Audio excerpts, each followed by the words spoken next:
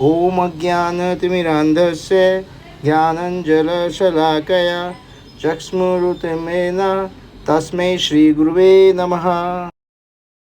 तो आज भागवतम क्लास में श्रीमद् भागवतम 1.4.27 के बारे में चर्चा हुई थी। इसमें नारद मुनि जो है वो प्रकट होते हैं। चैप्टर में जो टाइटल है चैप्टर का वो अपीयरेंस ऑफ श्री नारद मुनि है। इसमें नारद मुनि जी और व्यासदेव जी के बीच में जो संवाद होता है, डिस्कशन होता है, उसके बारे में बताया गया है। नारद मुनि स्वयं अपने बारे में भी बताते हैं और अपनी सभी शिक्षाओं के बारे में बताते हैं। उसमें से करीब 5 शिक्षाएं हमने आज डिस्कस की थी। तो इसमें ये था कि व्यासदेव जी स्वयं भगवान के ही एक अवतार हैं और व्यासदेव जी ने सबसे पहले जिस ग्रंथ की रचना की वो है यजुर्वेद।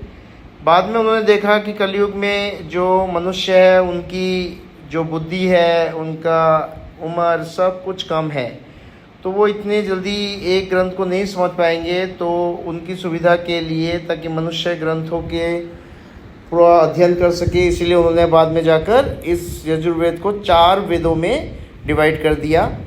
और जो 5th शास्त्र उन्होंने लिखा वो इतिहास और पुराण है, जो उन्होंने 5th वाले शास्त्र लिखे थे। तो व्यासदेव जी खुद भगवान पारस मुनि व्यासदेव जी जो है वो पराशर मुनि के संतान हैं और व्यासदेव जी ने बहुत सारे ग्रंथ लिखे, बहुत सारे ग्रंथों की रचना की, लेकिन उनको कहीं ना कहीं अंदर से संतुष्टि नहीं हुई। तो जब उन्होंने अपने आध्यात्मिक गुरु नारद मुनि से चर्चा की कि मुझे अंदर से संतुष्टि नहीं है, तब नारद मुनि जी ने उनको ज्ञान दिया कि आपने अभी तक भगवान की कोई ग्लोरिफिकेशन के बारे में कोई शास्त्र नहीं लिखा। जब तक आप भगवान के ग्लोरिफिकेशन, भगवान के सभी लीलाओं के बारे में नहीं लिखेंगे, तब तक आपको संतुष्टि नहीं मिलेगी। तब जाकर उन्होंने भागवतम की रचना की। उन्होंने सरस्वती नदी के किनारे बैठकर सभी ग्रंथों की रचना की। जो हमारा भारत का पहला गांव है, जो बद्रीनाथ से आगे जाकर हम लोग इस बार गए थे दर्शन करने के लिए वहाँ पे, तो वहाँ पे व्यासदेव जी की गुफा है। व्यासदेव जी खुद भगवान के ही इनकारनेशन है, उनके ही अवतार हैं। जिस प्रकार भगवान श्री कृष्ण ने गीता का सार देना था, गीता बोलनी थी, तो उन्होंने अर्जुन को एक माध्यम बनाया, उसी प्रकार भगवान ने व्यासदेव को भी भागवतम को बनाने के लिए एक माध्यम के रूप में उन्हें चॉइस किया। तो इसमें जो था, जो हम लोगों ने आज 5 शिक्षाएं हमने जो सीखी हैं, वो उसमें से पहला तो है कि हमें सेटिस्फाई रहना है। तो अगर कोई भी व्यक्ति संतुष्ट रहना चाहता है, सेटिस्फाई रहना चाहता है, तो उसे इस आध्यात्मिक लेवल पे आना पड़ेगा। यानी जब तक वो स्पिरिचुअल लेवल में नहीं आता, वो किसी भी हालत में संतुष्ट नहीं रह सकता। भौतिक जगत में, मटेरियल वर्ल्ड के अंदर, चाहे जितनी भी वस्तुओं को वो अपने पास इकट्ठा कर ले, धन संपत्ति, गाड़ी, मकान, सभी प्रकार के रिश्ते, उनसे उसको संतुष्टि नहीं मिल सकती है। क्यों? क्योंकि ये सब चीज़ें नाशवान हैं। जब तक मनुष्य आध्यात्मिक लेवल पे आकर चीज़ों को ना समझे, तब तक उसको संतुष्टि नहीं मिल सकती है। तो उसके आध्यात्मिक ये भी ज़रूरी है कि अगर वो अपने आध्यात्मिक जीवन का वो एडवांसमेंट चाहता है, अगर उसमें प्रगति चाहता है, तो उसे कहीं ना कहीं मेटीरियल वेलबींग से बाहर निकलना पड़ेगा। दूसरी शिक्षा थी कि अगर हमारे भौतिक जीवन में हो या हमारे आध्यात्मिक जीवन में कोई भी परेशानी आती है, डिफ़िकल्टी आती है, तो हमें उसे इग्नोर नहीं करना। उस समस्या का कारण जरूर ढूंढना है और अंदर ही अंदर इंट्रोस्पेक्ट करना है, आत्ममनन करना है कि इस समस्या का क्या कारण है, ऐसा क्यों हुआ।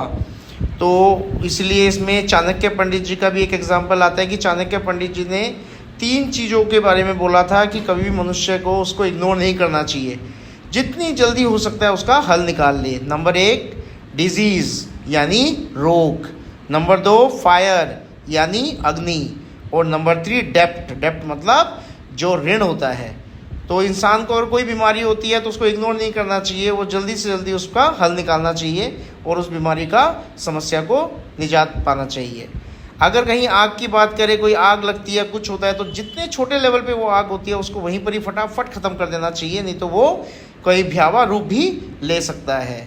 ऋण यानी डेप्ट, अगर आपके पास कर्जा है किसी का तो बड़ी जल्दी देकर उसको ख़त्म कर लीजिए, नहीं तो उसका ब्याज जो होगा वो आपको पूरी तरीके से नष्ट कर देगा। भरत महाराज के बारे में भी बताया गया कि भरत महाराज इतने बड़े वैष्णव होने के बावजूद भी वो किस तरीके से एक छोटे से जो हिरन था उसमें उनकी आसक्ति होगी और उस वही हिरन की आसक्ति के कारण उनका विनाश या सर्वनाश हो गया। अब इसमें तीसरी शिक्षा थी जो है कि हमारे को हमेशा स्पिरिचुअल लेवल पे काम करना है, मटेरियल लेवल पे नहीं, क्योंकि मटेरियल लेवल पे या मटेरियल चीज़ों के साथ अगर हम लोग अपने जीवन को व्यतीत करेंगे तो कहीं ना कहीं असंतुष्टि बनी रहेगी।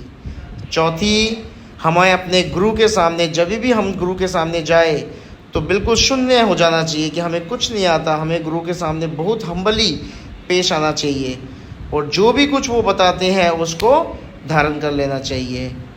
और इस तरीके से एक एग्ज़ाम्पल दिया गया कि जिस प्रकार भौतिक जगत में हम अगर खीर खाते हैं, अब वो खीर, उस खीर में आप थोड़ा सा मिट्टी मिला दीजिए तो उसमें किरकिरी भाग आ जाती है, तो वो खीर तो है, मिठास भी है उसके अंदर, लेकिन उसमें आनंद हमें नहीं मिलता उसको खाने के बाद। ठीक उसी प्रकार भगवान के सामने जब हम मिश्रित भक्ति करने की कोशिश करते हैं तब भी भगवान को वो भक्ति पसंद नहीं आती है। तो मिश्रित भक्ति भगवान को कभी भी प्रिय नहीं है। जैसा कि प्रभुपाद जी ने अपने आचरण से बताया कि वो अपने शिष्यों को भी महाराज के नाम से पुकारते हैं, यानी कहीं ना कहीं जब वैष्णवों की बात आती है तो पूरे सम्मान की वो बात करते हैं। तो आज में मेन यही था।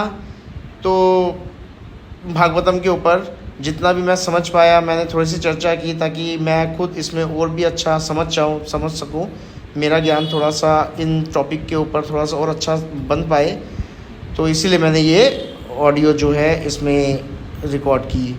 तो कृपया क्षमा कीजिएगा अगर मेरी तरफ से कोई भी कमी होती है और आप लोग मेरे को कहीं पे करेक्शन करना है तो प्लीज़ करिएगा। ओ बस, हरे कृष्णा।